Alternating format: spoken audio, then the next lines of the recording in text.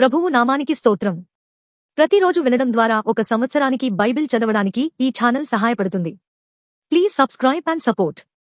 హృదయపూర్వక ధన్యవాదాలు. నేటి వేద భాగం యెహెజ్కేలు గ్రంథము 3వ అధ్యాయము. మరియు ఆయన నాతో ఈలాగు సెలవిచ్చెను, నరపుత్రుడా, నీకు కనబడిన దానిని భక్షించుము. ఈ గ్రంథమును భక్షించి ఇశ్రాయేలీల యొద్దకు పోయి వారికి ప్రకటన చేయుము.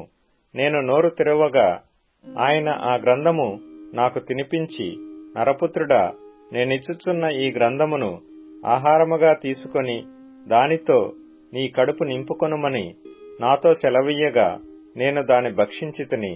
అది నా నోటికి తేనెవలే మధురముగా నుండెను. మరియు ఆయన నాతో ఇలాగు సెలవిచ్చెను, నరపుత్రుడా, నీవు బయలుదేరి ఇశ్రాయేలీల యొద్దకు పోయి నా మాటలు వారికి తెలియజెప్పుము. నీవు గ్రహింపలేని ఏస మాటలు పలుకు జనుల యొద్దకు కాదు, ఇశ్రాయేలీల యొద్దకే నిన్ను పంపుచున్నాను. నీవు గ్రహింపలేని ఏస మాటలు పలుకు అన్యజనుల యొద్దకు నిన్ను పంపుటలేదు. అట్టివారి యొద్దకు నేను నిన్ను పంపిన ఎడల వారు నీ మాటలు విందురు. అయితే ఇశ్రాయేలీలందరూ సిగ్గుమాలిన వారును కఠిన హృదయులునై నేను చెప్పిన మాటల నాలకింప నొల్లక యున్నారు గనుక నీ మాటలు విననొల్లరు. ఇదిగో వారి ముఖము వలెనే నీ ముఖమును కఠినమైనదిగా నేను చేసెదను. వారి నుదురు వలెనే నీ నుదురును కఠినమైనదిగా చేసెదను. నీ నుదురు చెకుముకి రాతి కంటే కఠినముగా ఉండు వజ్రము వలె చేసెదను. వారికి భయపడకుము.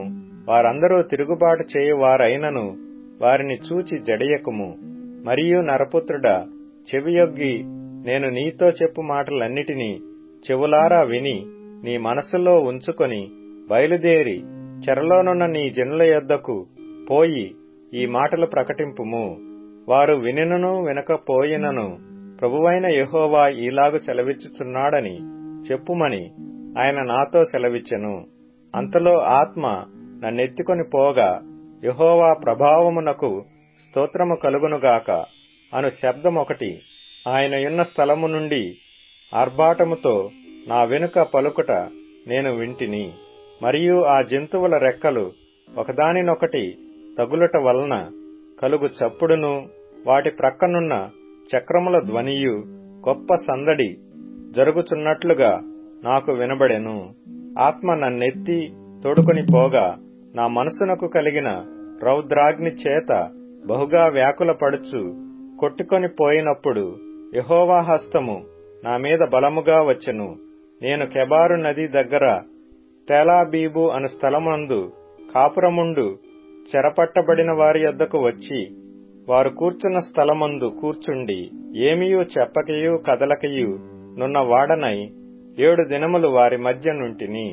ఆ 7 దినములు జరిగిన తరువాత యెహోవా వాక్కు నాకు ప్రత్యక్షమై ఇలాగు సెలవిచ్చెను, నరపుత్రుడా, ఇశ్రాయేలీలకు కావలిగా నేను నిన్ను నియమించియున్నాను. కాబట్టి నీవు నా నోటి మాట ఆలకించి నేను చెప్పిన దానిని బట్టి వారికి హెచ్చరిక చేయుము. అవశ్యముగా నీవు మరణమవుదువని నేను దుర్మార్గుని గూర్చి ఆజ్ఞ ఇయ్యగా నీవు అతనిని హెచ్చరిక చేయకయు అతడు జీవించున్నట్లు తన దుర్మార్గతను విడిచిపెట్టవలెనని వానిని హెచ్చరిక చేయకయు నుండిన ఎడల ఆ దుర్మార్గుడు తాను చేసిన దోషమును బట్టి మరణమవును గాని అతని రక్తమునకు నిన్ను ఉత్తరవాదిగా ఎంచుదును.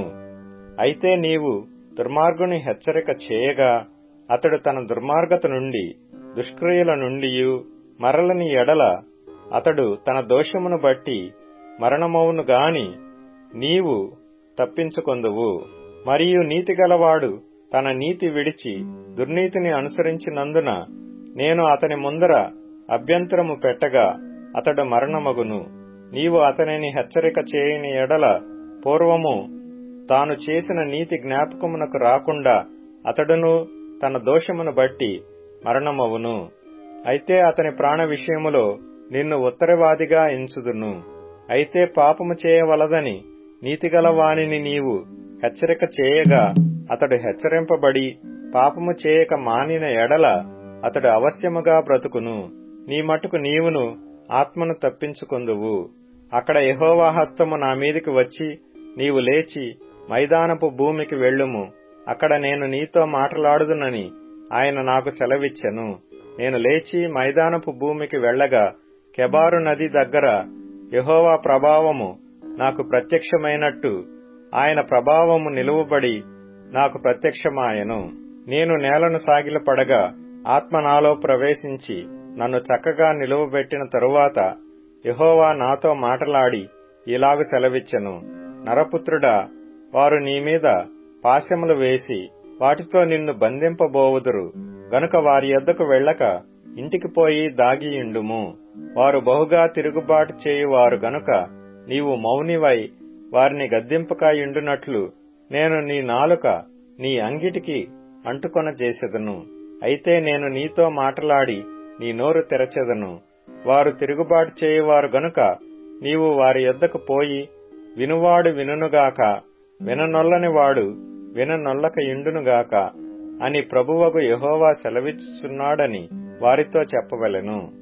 యెహెజ్కేలు గ్రంథము 4వ అధ్యాయం. నరపుత్రుడా, పెంకు ఒకటి తీసుకుని వచ్చి నీ ముందర ఉంచుకొని యెరూషలేము పట్టణపు రూపమును దాని మీద వ్రాయుము.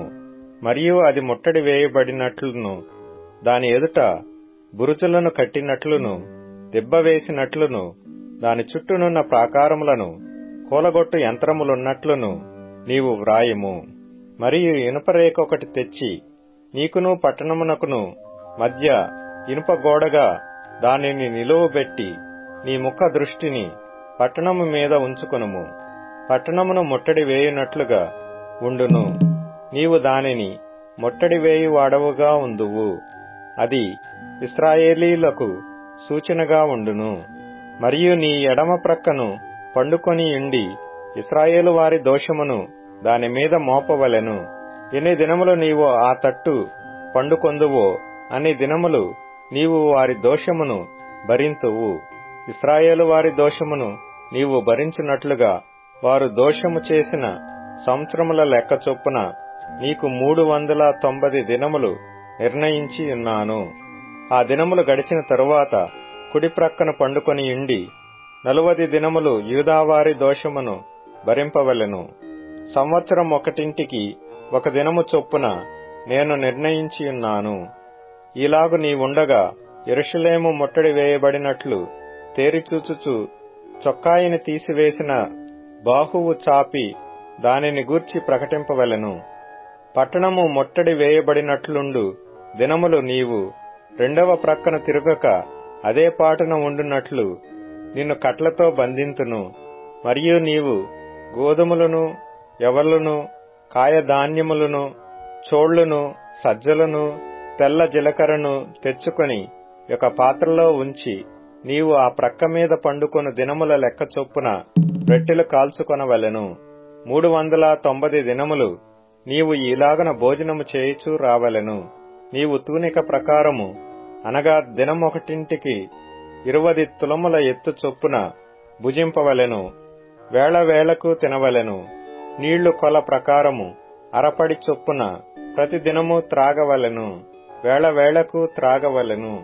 యవల అప్పములు చేసి వారు చూచుచుండగా దానిని మనుష్య మలముతో కాల్చి భుజింపవలెను. నేను వారిని తోలివేయు జనములలో ఇశ్రాయేలీలు ఈ ప్రకారము అపవిత్రమైన ఆహారమును భుజింతురని యెహోవా నాకు సెలవిచ్చెను. అందుకు అయ్యో ప్రభువా యెహోవా, నేనెన్నడూను అపవిత్రత నొందినవాడను కానే, బాల్యము నుండి నేటి వరకును చచ్చిన దానినైనను మృగములు చీల్చిన దానినైనను నేను తినినవాడను కానే, నిషిద్ధమైన మాంసము నా నోట ఎన్నడూను పడలేదే అని నేననగా, ఆయన చూడుము, మనుష్య మలమునకు మారుగా నీకు గోమలము నేను నిర్ణయించియున్నాను.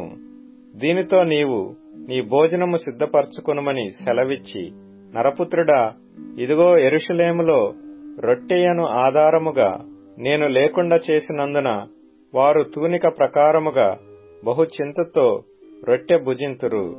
నీళ్లు కొలచొప్పున త్రాగుచు విస్మయమొందుదురు.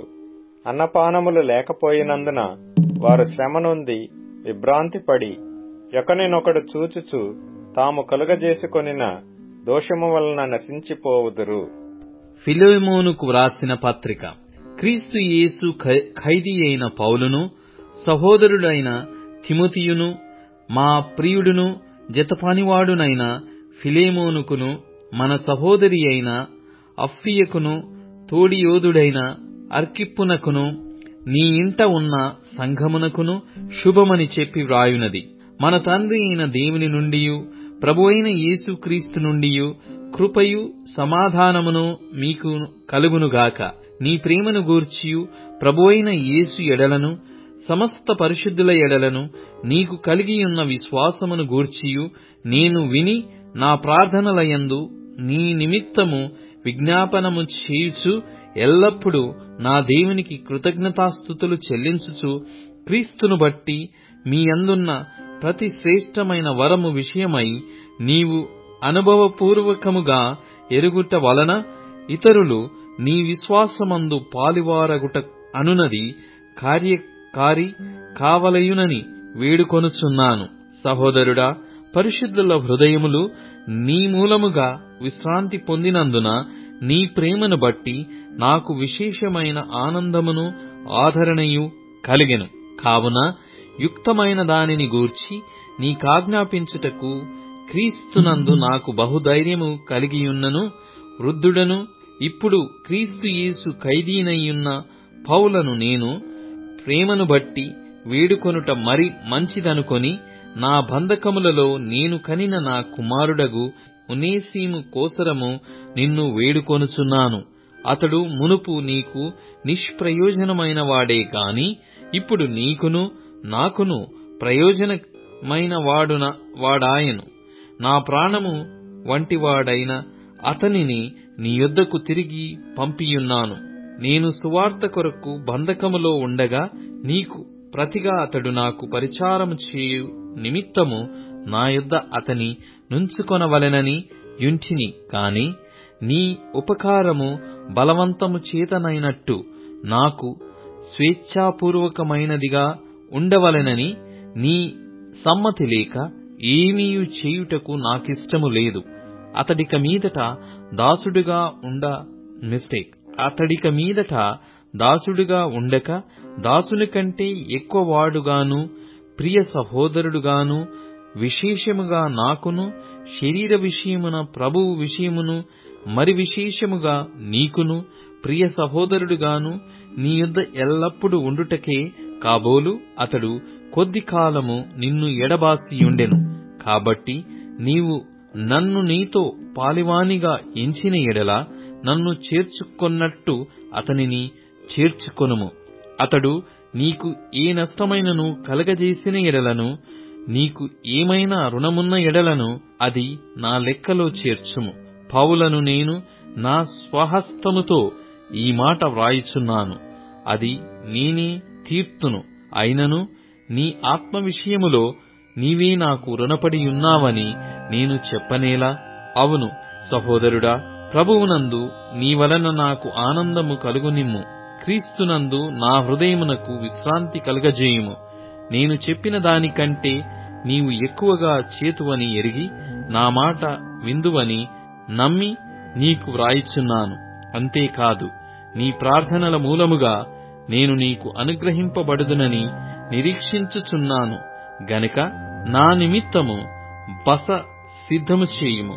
క్రీస్తు యేసునందు నా తోడి ఖైదీ అయిన ఎపఫ్రా, నా జతి పనివారైన మార్కు, అరిస్తార్కు, దేమా, లూకా వందనములు చెప్పుచున్నారు. మన ప్రభు అయిన యేసు క్రీస్తు కృప మీ ఆత్మకు తోడైయుండును గాక. ఆమేన్. కీర్తనల గ్రంథం 124వ కీర్తన. మనుష్యులు మన మీదికి లేచినప్పుడు యెహోవా మనకు తోడైయుండని ఎడల, వారి ఆగ్రహము మనపైని రగులుకొనినప్పుడు యెహోవా మనకు తోడైయుండని ఎడల, వారు మనలను ప్రాణముతోనే మృంగివేసియుందురు. జలములు మనలను ముంచివేసియుండును. ప్రవాహము మన ప్రాణముల మీదుగా పొర్లిపారియుండును. ప్రవాహములై ఘోషించు జలములు మన ప్రాణముల మీదుగా పొర్లి పారియుండును అని ఇశ్రాయేలీయులు అందురుగాక. వారి పండ్లకు మనలను వేటగా అప్పగింపని యెహోవా స్తుతినందునుగాక. పక్షి తప్పించుకొనినట్లు మన ప్రాణము వేటకాండ్ర ఉరి నుండి తప్పించుకొని యున్నది. ఉరి తెంపబడెను, మనము తప్పించుకొని యున్నాము. భూమి ఆకాశములను సృజించిన యెహోవా నామము వలననే మనకు సహాయము కలుగుచున్నది. ఇప్పుడు ట్యూన్ఇన్, స్పాటిఫై, అమెజాన్ మ్యూజిక్ మరియు యూట్యూబ్ మ్యూజిక్ లో కూడా అందుబాటులో ఉంది. Please follow us.